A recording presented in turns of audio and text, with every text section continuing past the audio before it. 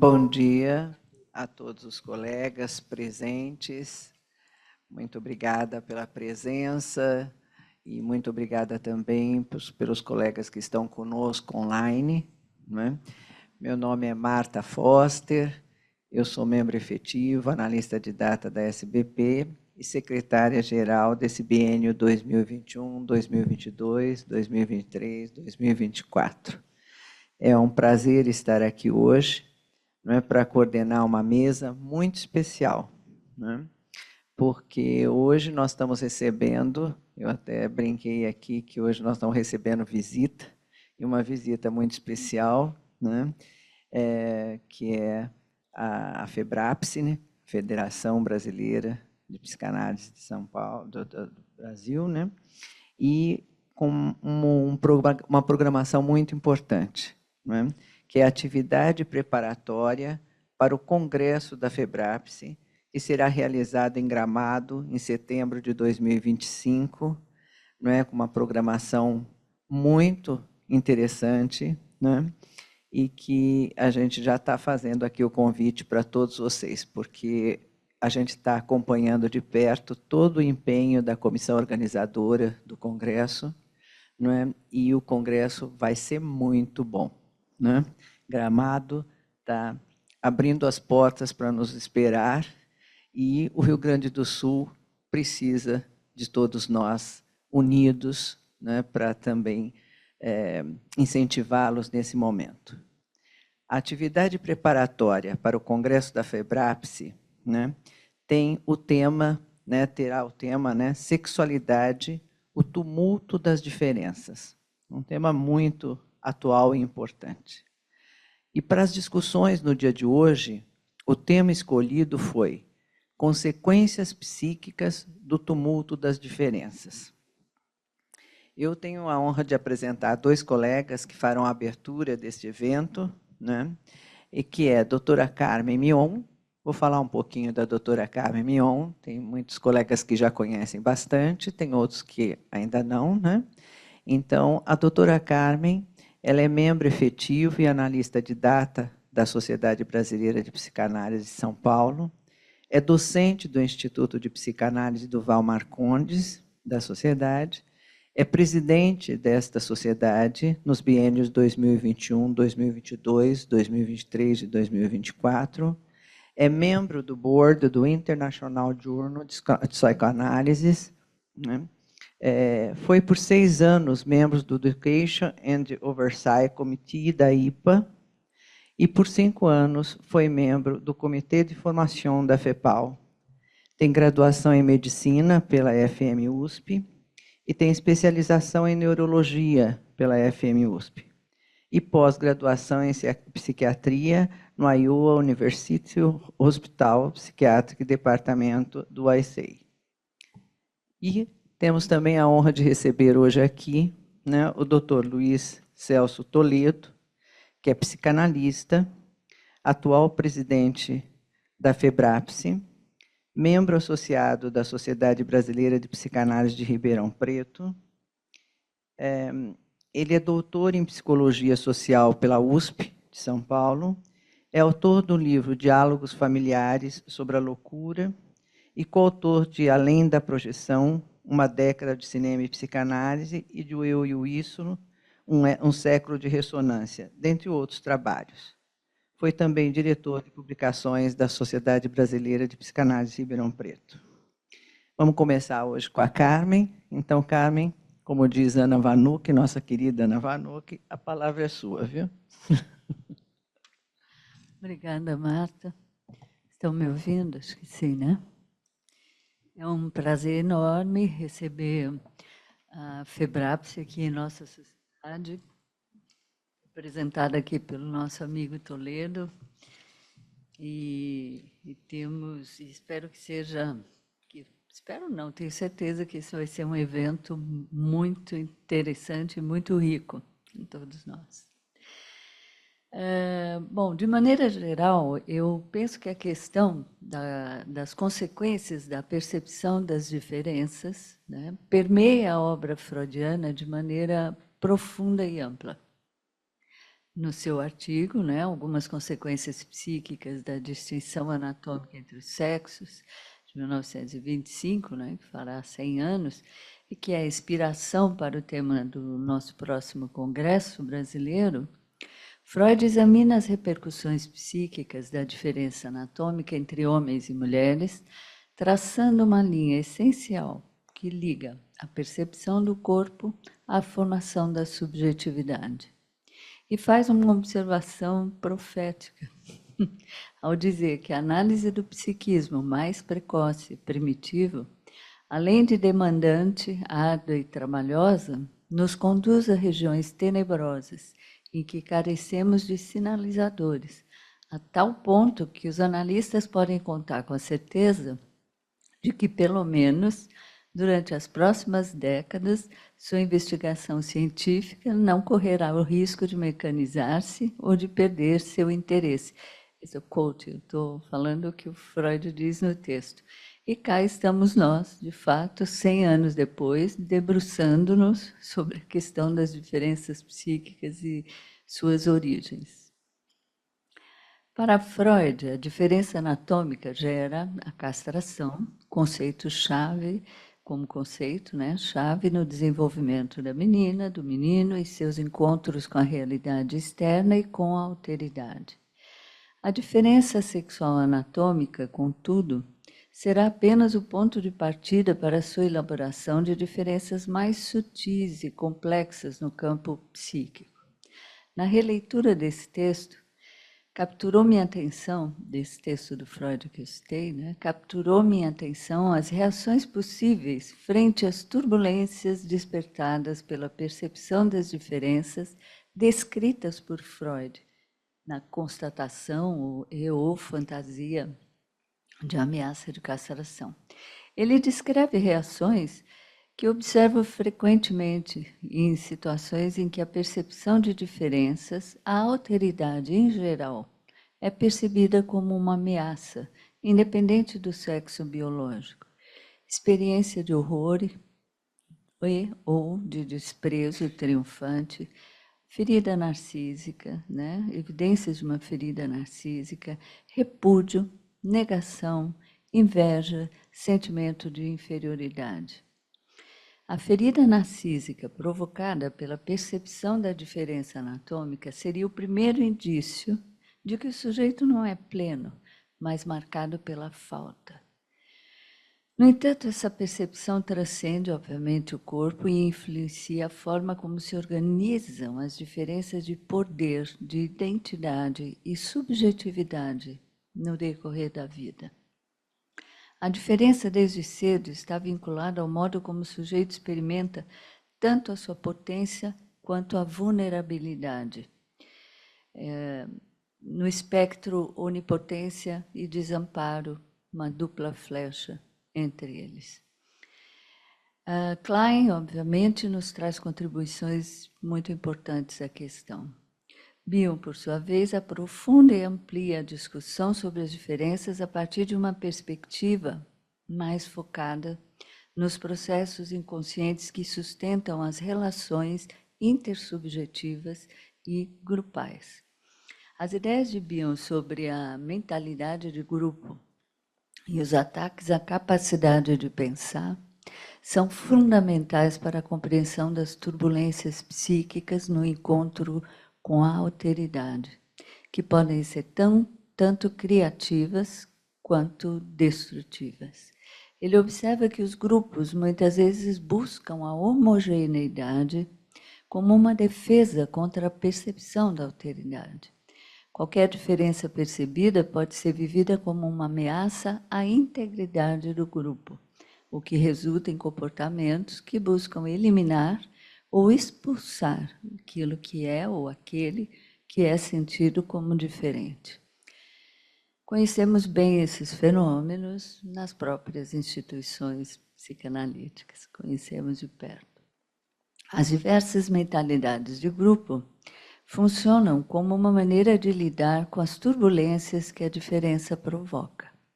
Por exemplo, o grupo de dependência se une em torno de uma figura idealizada que o protege da realidade externa, apagando assim as diferenças internas.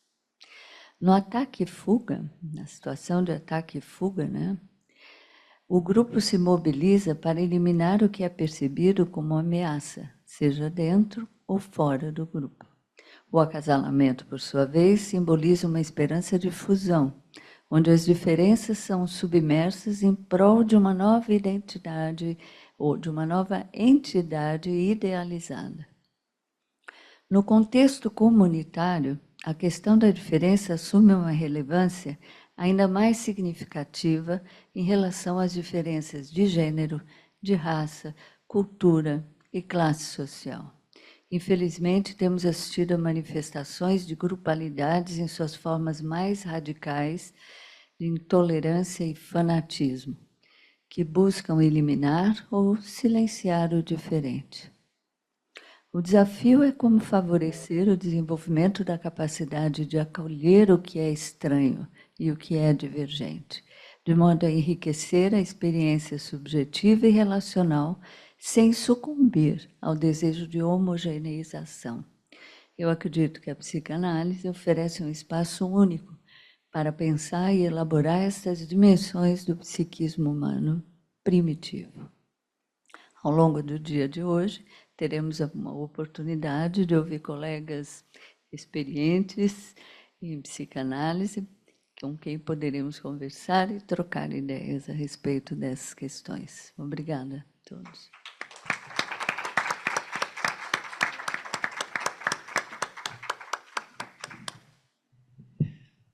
Toledo, a palavra é sua. Bom dia. Vocês me ouvem? Está funcionando bem? Tá bom. Bom dia a todos. Hoje é um dia muito importante para a FEBRAPSE. E em nome da nossa diretoria, quero agradecer imensamente a recepção tão calorosa dos colegas de São Paulo. É sempre muito bom para a gente estar aqui. E eu queria começar comentando um pouco, porque até conversei antes da gente começar o evento com a Marta, né? A gente tem colegas aqui e a gente tem pessoas que não necessariamente são colegas, são mais jovens ou são estudantes. As pessoas que estão vendo a gente de casa, né? Acho importante comentar um pouco sobre o que é um evento preparatório, o que ele serve, né? E como é que é estruturado um congresso como um congresso brasileiro, né? A gente vai ter um congresso brasileiro em Gramado no ano que vem. Quero começar a minha fala convidando a todos e a todas, venham com a gente, vai ser de 22 a 25 de outubro, em Gramado. Posso dizer, junto com meus colegas da diretoria da FEBRAPS, que estivemos lá muito pouco tempo atrás, que a cidade está em ordem, que depois de tudo que aconteceu no Sul, o Sul está disponível e está bem para nos receber. Vai ser um congresso muito importante e também vai ser um congresso de apoio aos colegas do Sul. Eu penso que esse é um momento importante para a psicanálise, especialmente para a psicanálise daquela região do país, que é tão importante para a psicanálise brasileira. Mas, bom, só para começar a minha fala, então, eu queria dar uma ideia geral. O Congresso da FEBRAPS ele é uma construção coletiva, ele começa muito antes de uma abertura oficial. E os eventos preparatórios, como o de hoje, eles são oportunidades para que a gente vá se aquecendo para essa realização, que é realizada a muitas mãos e por muitas pessoas. E um dos primeiros passos que a gente tem quando a gente organiza um congresso é escolher uma temática para um congresso. Claro que num congresso se abordam muitos temas, se falam de várias coisas, as atividades são muito variadas, é muito rico um congresso, mas ele sempre tem que ter um eixo principal, um tema principal. O tema desse congresso, como já foi dito, o ponto de partida é um texto do Freud, que vai fazer 100 anos, ano que vem, que é Algumas Consequências Psíquicas da Diferença Anatômica entre os Sexos. Ele é um ponto de partida para os diretores científicos de todas as federadas que, de forma conjunta, reunida, chegaram ao nome para um congresso, para esse congresso, que vai ser Sexualidade, o Tumulto das Diferenças, que é um nome muito evocativo, penso eu. Faz a gente pensar em muita coisa. O nome em si faz a gente pensar em muita coisa. Eu pretendo conversar um pouco com vocês sobre algumas possibilidades que eu penso que se oferecem a partir dessa escolha, né? A primeira coisa a ser comentada, né, só a título de curiosidade, né, os anos 20 foram anos muito importantes, não só para a psicanálise internacional, mas para a psicanálise brasileira. Você sabe que ainda em 19, o Franco da Rocha publica um artigo sobre o Freud no estado de São Paulo, ele apresenta o Freud no estado de São Paulo. Em 27, a gente tem a primeira tentativa de se criar uma sociedade brasileira de psicanálise através do Durval Marcondes, né? Em 28, sai o primeiro número da Revista Brasileira de Psicanálise, que depois vai ser descontinuada, vão acontecer uma série de coisas, mas que é o início daquilo que a gente tem hoje como a Revista Brasileira de Psicanálise, da qual todos nós nos orgulhamos tanto. Então, os anos 20 são anos especialmente importantes para a psicanálise no mundo e no Brasil, né? Bom, em relação especificamente ao texto do Freud, Freud aborda muitos temas nesse texto, que é o ponto de partida para a organização da temática do Congresso. É interessante porque no próprio texto a gente vê o Freud dizendo, olha, eu vou lançar uma série de hipóteses, eu vou falar de temáticas que precisariam ter mais tempo para que a gente pudesse ter uma convicção maior a respeito delas, né? Mas ele divide uma série de pensamentos, ideias, hipóteses de uma maneira muito generosa com os leitores dele, né? Ele vai falar, por exemplo, sobre, como a Carmen estava comentando, né, as diferenças entre o ético masculino e o feminino, a disposição bissexual humana, a pré-história edípica de ambos os sexos e as suas particularidades.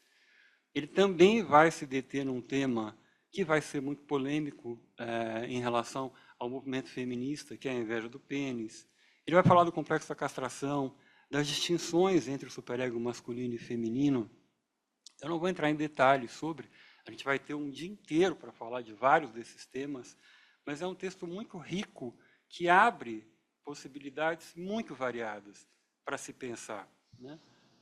Nesse sentido, a gente pode pensar, né, que o Freud estava, ao mesmo tempo, imerso no tempo dele e olhando muito além do tempo dele. Naquele momento, quando o Freud começa, na virada do século XIX, há um movimento no campo científico em que a gente tem vários expoentes que estão falando sobre o tema da sexualidade, escrevendo a sexualidade. Então, a gente tem trabalhos do Havelock Ellis, do Magnus Hirschfeld, do Krafft-Ebing e de outros autores que se colocam para descrever e para catalogar a vida sexual humana de uma maneira pormenorizada. Não era de nada disso que o Freud estava falando, mas era esse o contexto histórico da época. Claro que também era disso, mas não era só disso. O Freud foi muito além disso. Quando ele volta de Paris, onde ele tinha ido estudar com o Charcot, ele inicia a clínica atendendo pacientes com os quais ele vai encontrando questões que se relacionam de uma forma mais evidente ou velada com angústias, com traumas, com insatisfações ou culpas que se relacionavam à vida sexual. Progressivamente, no entanto, aquilo que de início parecia se relacionar com o que o senso comum chama de sexualidade vai mudando. Então, a gente pode pensar que o Freud parte de onde se encontravam os estudiosos da época, mas a abordagem dele sobre o tema sexualidade ganha rapidamente outros contornos. E esse é um aspecto fundamental para ser destacado. Mais do que a genitalidade concreta, a sexualidade vista pela psicanálise permite que o Freud formule conceitos e ideias que vão expandindo. Então, a sexualidade psíquica, a pulsão entre o somático e o psíquico, a sexualidade infantil e por aí vai. A gente pode considerar que os primeiros analistas caminharam, portanto, do concreto do biológico para o psíquico num período muito curto da história. Bom, fazendo um salto no tempo longo, alguns anos atrás, saiu no Brasil um livro do Jean Laplanche, que todos nós conhecemos como um dos autores de um dos principais dicionários de psicanálise que a gente tem, né? E o livro se chamava A Sexualidade Ampliada no sentido freudiano. Nesse livro, o Laplanche faz uma distinção que eu acho que pode ser muito útil, principalmente para os colegas mais jovens, né? sobre o que ele vai chamar de sexo, o que ele vai chamar de sexual, grafado com maiúscula, e o que ele vai chamar de gênero, que não é um conceito psicanalítico, mas é um conceito muito relevante no momento que a gente está para pensar o tema e com o qual a psicanálise tem debatido recentemente, né? Sucintamente, vou ser muito sucinto para comentar isso com vocês. O Laplanche vai dizer, bom, o sexo escrito com minúsculas seria dual, masculino e feminino, corporal, biológico, fálico ou castrado, um conceito mais próximo do senso comum sobre o assunto. O sexual, grafado com maiúscula, e para ele eu peço uma atenção especial, seria polimórfico, múltiplo, perverso e infantil, a descoberta fundamental do Freud, fundamentado no recalque, no inconsciente e na fantasia. Seria o objeto da psicanálise por definição para o Laplanche. Resta ainda para o Laplanche falar do gênero, que não é um conceito psicanalítico, mas que ganha, nos últimos anos, uma proeminência em todos os debates sobre o tema e se torna muito relevante para quem pensa sobre o assunto. O gênero, sinteticamente, seria plural, sociocultural e subjetivo. Sobre o gênero, só para comentar, eu queria comentar com vocês, eu penso que os autores que vão escrever sobre gênero, eventualmente são muito críticos em relação ao Freud. Penso eu que, em parte, de uma maneira injusta, porque eu penso que o Freud abre portas para aquilo que se chama, dentro do campo, de construcionismo social. Então, autores como Jeffrey Weeks, Gayle Rubin, Carol Vance, que são autores muito importantes, dialogam com o Freud, às vezes de uma maneira muito crítica, muito ácida, mas o Freud é essencial para que eles possam pensar e escrever e publicar sobre o que eles publicam. Mesmo antes desses autores, né? A Simone de Beauvoir, por exemplo, do Segundo Sexo, vai ter um diálogo com a psicanálise, né? Simone de Beauvoir é uma daquelas pessoas que foram críticas em relação à psicanálise e que vale a pena a gente ler, né? A gente tem críticos que falam bobagens, a gente sabe, e a gente tem críticos que são muito importantes. O Foucault, a Simone de Beauvoir, né? Deleuze-Guattari, a gente tem críticos que são importantes para que a gente possa pensar, evoluir, lidar com os conceitos da gente, ressituar o pensamento psicanalítico, né? Bom, o que o Laplanche procura evidenciar é a relevância da gente diferenciar o sexo biológico do sexual ampliado dos psicanalistas. As diferenças são grandes e há que se cuidar delas. Mais do que isso, a título de curiosidade, né, cabe lembrar que o Freud tinha uma preocupação desde o início do movimento psicanalítico de que a própria psicanálise dessexualizasse a psicanálise. E haviam alguns motivos para essa questão. Um exemplo disso é o seguinte: na volta de uma das viagens do Jung para os Estados Unidos, o Jung volta muito entusiasmado com a boa receptividade que ele teve. E ele vai conversar com o Freud sobre isso, transmitindo esse entusiasmo. E o Freud diz a ele, olha, você não devia estar tão entusiasmado. Eu não vou lembrar as palavras exatas, mas basicamente era por diluir a sexualidade para plateias mais puritanas. O Freud não gostava da ideia. Esse foi um dos pontos da discórdia entre o Jung e o Freud. Bom, temos um tempinho? Então tá bom, estou finalizando já, gente. Um outro autor fundamental para a gente pensar o tema, e que os colegas certamente conhecem, talvez os mais jovens possam buscar se interessarem, foi o André Green. O André Green, com o seu estilo característico, né, escreve um texto que ficou famoso, no qual ele provoca o leitor logo de cara. O texto chama, abre aspas, sexualidade tem algo a ver com a psicanálise? Fecha aspas. A questão da qual ele parte para redigir esse texto é um exercício imaginativo, quase ficcional. A questão é, se o Freud estivesse vivo, criando a psicanálise hoje, na época em que o texto foi escrito, na verdade, a sua teoria seria a mesma? A sexualidade teria o mesmo destaque que teve nos primórdios? O Green segue em frente nesse mesmo trabalho, abordando a criação do conceito de psicossexualidade, do qual a gente falou agora há pouco, Ele entende que a comunidade psicanalítica, parte dela, não confere a mesma relevância à sexualidade atualmente. Ela está menos presente em escritos clínicos. Ou que, quando está presente, a sua relevância é frequentemente minimizada. E ele, o Green era muito enfático, né? Ele defende a posição sobre o tema, abre aspas, não posso pensar o inconsciente de forma diferente da visão freudiana, sem estar fundamentado na sexualidade e na destrutividade, fecha aspas. É uma provocação interessante, que eu penso que o nosso Congresso vai reeditar e vai ampliar. Enfim, o que a sexualidade, com as suas mudanças, sua variedade, sua visibilidade, nos convida a pensar? Qual é o papel dela na clínica, na vida mental, na teoria e, de forma mais ampla, no mundo atual? Eis o que a gente vai estar pensando ao longo desse sábado e ao longo do próximo ano. Então, sintam-se todos e todas convidados a conversar com a gente hoje e no Congresso do ano que vem. Bom dia para todos.